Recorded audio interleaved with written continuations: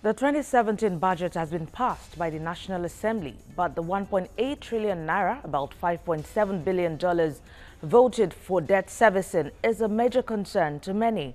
The argument is that there are avenues such as the capital market where government can draw financial support instead of borrowing from the international financial institutions. Well, market analyst Mokhtar Mohammed will be joining me on Business Nigeria today to analyze the issue. Welcome. I am Yemisi Lanredo.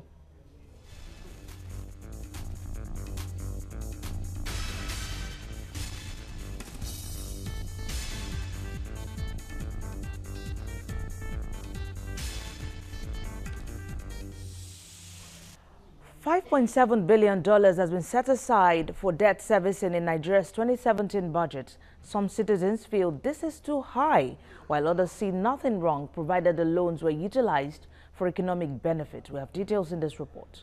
The 2017 budget is passed by the legislature, allocates 1.8 trillion naira to servicing local and foreign debts, as well as a sinking fund for maturing loans. Some Nigerians feel it is sad that this amount, which represents 24% of the expenditure plan, is slightly lower than the capital votes and indicates the country's debt profile may be fast getting out of hand. We've been hearing of that in the time past, servicing of debt, and this debt that you are servicing does not have immediate impact on the average Nigerian. Another school of thought thinks it is not enough for the budget to allocate huge funds for debt servicing. It argues that the people have a right to know how much the debts to be serviced have brought about economic development. What we want to be sure of is to measure it against the eventual impact, against the number of jobs created, against the number of outputs and activities. So every spending in infrastructure has a ripple effect in creating jobs and things like that. So if we can see that translate, then it makes sense. But if we don't see that going into like capital projects, if that debt is taken for recurrent expenditure, then we are really like in a crisis. A number of people argue that more financial resources should have been allocated to capital votes and not debt repayment. It should be maybe not in great percentage, then the infrastructural work should be more than the debt. Nigeria's fiscal authorities have denied that the country's debt profile is too high. They rather say it is revenue that is too low. But the average Nigerian feels these debts could be minimized if the right business environment is put in place for foreign and private infrastructure investments to thrive in the country. I think focusing more on the private sector in terms of raising capital for them to embark on critical infrastructure projects is something we can do to avoid taking debt to do some of those things which they could have done as well. Debt servicing is the third biggest allocation in the 2017 budget. The amount is 66% of the country's existing revenue, while recurrent and capital expenditure accounts for 34%. Lara Folayon, TVC News, Abuja. Well, that report set the tune for our discussion today in Business Nigeria. And joining me in the studio to talk more about that is market analyst Mokhtar Mohammed. Many thanks for your time, Mokhtar, all the time. Good afternoon. Yes, Pleasure being here. Our focus on this program today is we're talking about the debt servicing and the amount voted for that in the 2017 budget. And that's 1.8 trillion naira. That's about $5.7 billion. And looking at, let's begin with comparing it with the one that was voted for in 2016, 1.48 trillion naira. It's a bit higher, or is much more higher than last year at 1.8 trillion naira as we have it now. And we've heard the people about 24% of debt servicing of the expenditure plan. That's a bit high. What's your reaction? Well, economically, when you look at the indices, it's not too much, because when you compare our debt to our GDP, we are still very, very okay. But when you look at other things in terms of capital projects suffering because of debt servicing, it calls for concern. But then we need to look at you must pay your debt. That's why you are a nation that is respected by the international community. And for the first time, we've seen debts tied to a particular project, a particular debt that has to be paid by the government, both local. And remember, some of our contractors, like mostly those that are constructing the roads, have been complaining about the high profile level of debt that the government have not been able to pay them, and that led them to doing layoffs. So it's also a way of galvanizing the economy too. By the time you pay the local contractors how much you are owing them, that in turn galvanizes the economy because a lot of people are going to benefit from it. And when you look at the international organizations, the challenge we had last year has to do with the exchange rate volatility. But thank God we are beginning to stabilize the exchange rate. So the servicing of the, why you saw that height compared to last year, will have to do maybe with, especially with the external debt. You know, as last year, the exchange rate was not 305 or 315 like what we are using for this. So when you look at them, when you look at our revenue that is coming in, 66% will be used on debt servicing. Sometimes it's neither here nor there. People argue about it. Why should you pay so much of your debt? Why can't you flex your debt? Sometimes some government will say, look, it's better I pay off my debt. But for me, debt is not bad. Borrowing is not bad as long as it's borrowed for specific project that will impact the life of the people. The challenge we have is that most of the debt are not being told, or sometimes you just hear in the news that... Exactly. You actually let that out of my mouth because I was going to talk about that. So much has been voted for debt servicing.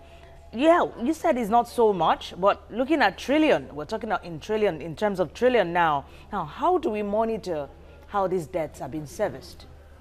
Unfortunately, we've not gotten the highlight of the budget yet. So when we see the highlight of the budget, then we begin to look at monitoring. What I want Nigerian people to know is that the budget belongs to us. We should take ownership of the budget. We should be concerned about the budget. We should go through the budget as a document. We should use it as something that we should study like we're studying our Bibles and our Quran, so that we begin to know if government is doing this and that. Are they doing it or are they not doing it? So that's what we need to look. Fine enough, good for us. Oil price is still high. So the International Committee for that are excited about giving us loan when the oil price is high. That means we'll be able to pay up our debt. And the locals also will be happy because that means there will be a lot of money in the treasury for them to pay off their debt. And now those debts are being paid over time. Then economic activities are moving. From those payment of job, you get job, payment of debt, you get job creation. So it's all back, it's still part of the economic recovery group plan that the government is doing. So the government is trying to service those debts so that some of these companies that have gone under can begin to come up again and begin to create employment. Yes, of course, a government or a country cannot do without borrowing. Yeah. And of course, when there is borrowing, there will definitely be debt to pay. But one question is, because just yesterday we see that the government says it plans to raise about $3.5 billion foreign loans from the World Bank and the international debt market.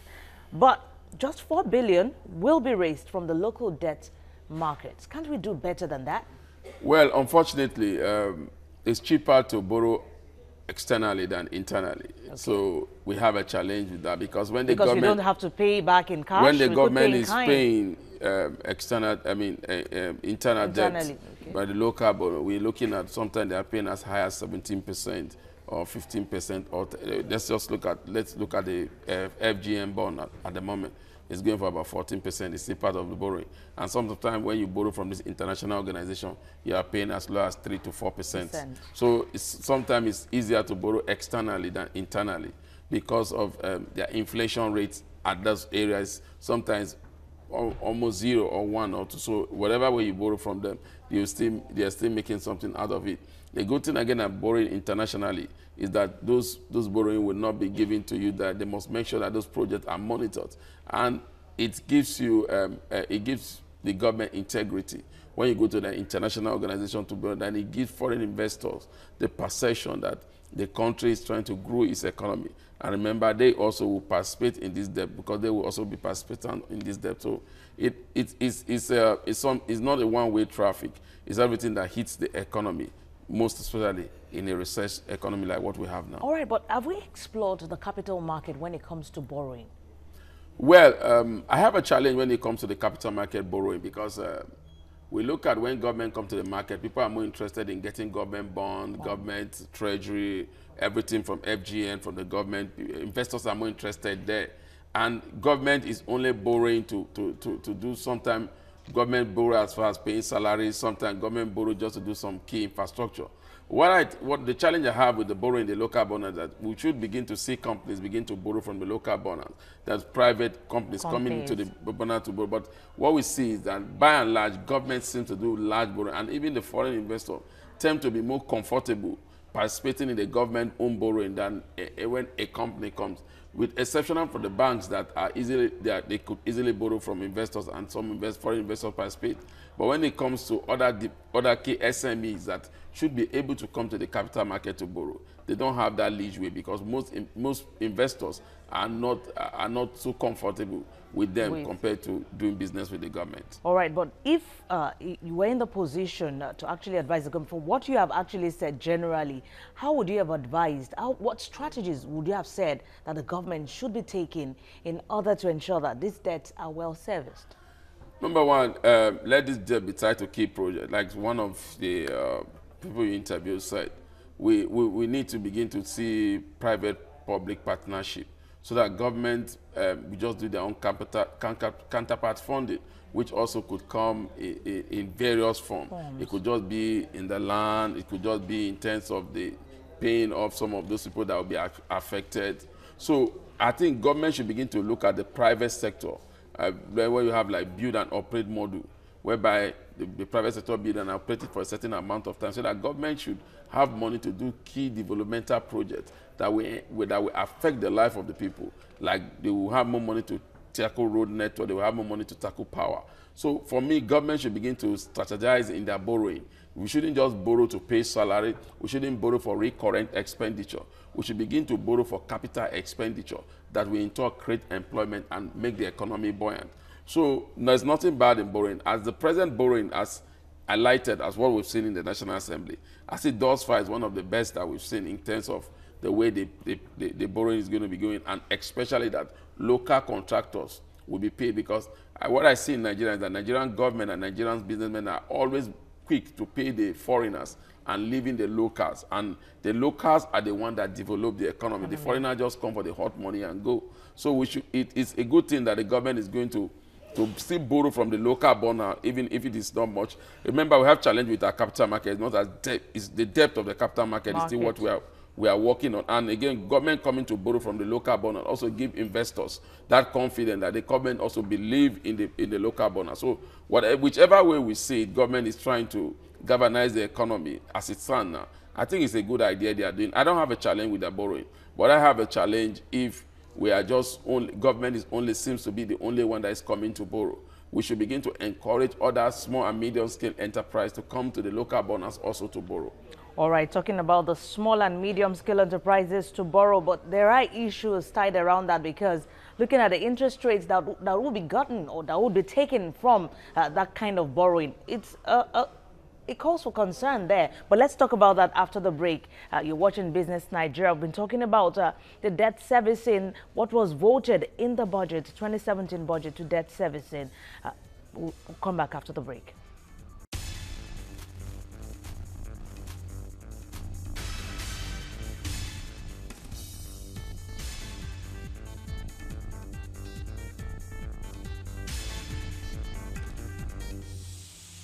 You're watching Business Nigeria. We're talking the $5.7 billion set aside for debt servicing in Nigeria's 2017 budget. I've been speaking with market analyst Mukhtar Mohammed. Well, just before we went on that break, you were talking about government opening the door, opening the avenue for small businesses to also borrow.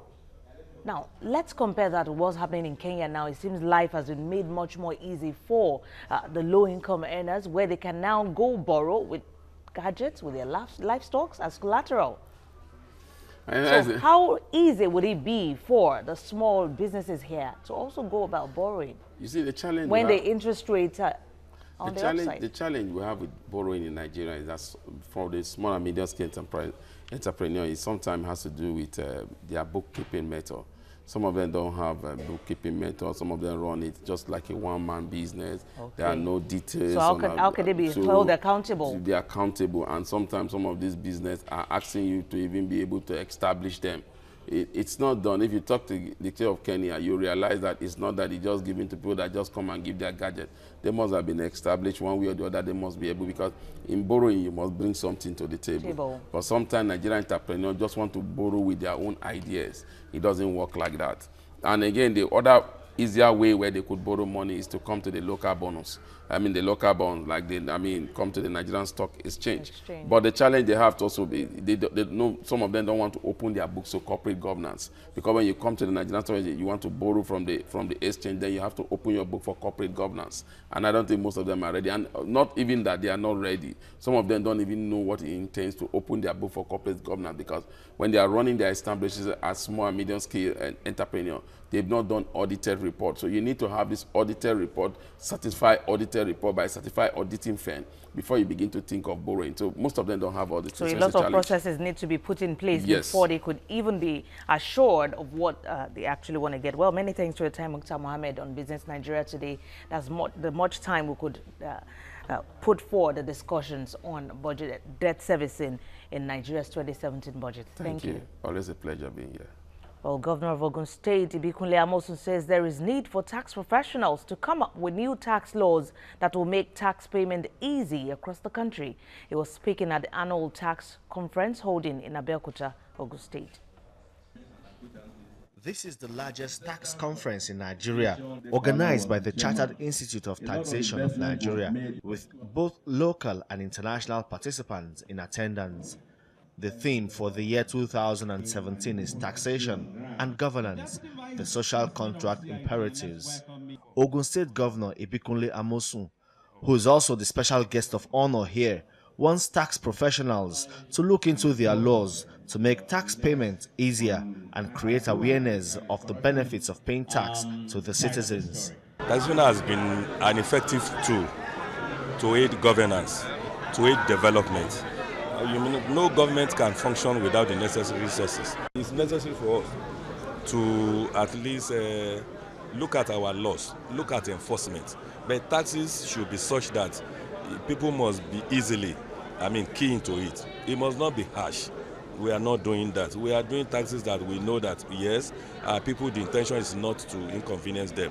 The intention is to encourage them, to show them what we are doing so that they can tag along with us. For the president of Nigeria's Taxation Institute, Nigerians need to change their attitude towards paying tax. She also charged government on judicious use of funds generated from taxation. If we don't pay our taxes, government will not have money to use to do all the things they're supposed to do. So the question of voluntary compliance is that it's something that is about change of attitude. All of us, we should make up our mind that when we pay the tax, it is when you make up your mind that you want to do the right thing, that is when it becomes voluntary, rather than enforced. Enforced payment of tax is the opposite of voluntary payment of tax. So everybody should imbibe that culture of paying taxes as at when due. Participants agree that Nigeria's tax system is in a constant state of flux and reforms must be initiated to bring about competitiveness across board. Nigeria imported 6.7 trillion naira worth of goods in 2015. And our country has launched a Made in Nigeria campaign to end this trend. This signals the official start of a Made in Nigeria goods campaign, a development its masterminds feel will stop the country's indiscriminate importation of goods, a trend that has made the country a dumping ground for substandard products and contributed to a further decline of local industries' production capacity. In 2015 alone, over 6.7 trillion was spent on the importation of goods and services for which the nation can produce locally. Imagine, just imagine, if this had been invested in our own local industries. It is going to be a campaign, a lobby, a sensitization that will move from place to place to tell Nigerians the advantages of patronizing made in Nigerian goods. But of course, it also means that government has become a major stakeholder in this campaign. The Nigerian authorities recently unveiled an economic recovery and growth plan. They say it is a strategy aimed at helping the Buy Nigeria initiative thrive through an enabling business environment. The country's industrial financiers also pledged their commitment to the campaign's success. One thing to say buy made in Nigeria is another thing to make it easy for them to make things in Nigeria, make it easy for them to make things and to reduce the cost of making things in Nigeria. Because consumers are rational. We're not necessarily forcing them. It's a campaign. So it means that one of the most important responsibilities we have as a people and as a government is to reduce the cost of doing business. We are going to discriminate in favor of entrepreneurs who come to the Bank of Industry, be they micro, small, medium, or large, with business proposals that are consistent with our commodity-based industrialization strategy. Campaigns such as this one have been previously launched by past administrations. Local manufacturers now say they will give this one a benefit of doubt as government's efforts in recent times are pointers to wanting micro, small and medium enterprises grow. We see a difference with this because there's been some precedents. The government has done so much. They have started the NIRP, ARGP, and even the ease of doing business. So this is more or less like a follow-up. The Made in Nigeria campaign will be taken to various parts of the country in a move aimed at making the people more favorably disposed to buying made in Nigeria goods. Lara Folayo, TVC News, Abuja. And crude oil prices stay mixed at the international market as demand for energy commodities remain weak. At the London market, the Brent crude trades at $52 per barrel. And for the OPEC basket brand, price hit down at $49 per barrel. Analysts at Goldman Sachs say American oil merchants are frustrating OPEC's 2-year effort to end a crude glut by pumping up at maximum capacity to wash out high-cost producers. Well, that's Business Nigeria for today. Many thanks for watching. I'm Yemisi Lanre-Idowu. I'll leave you with the figures of the exchange rate as it stands at the moment.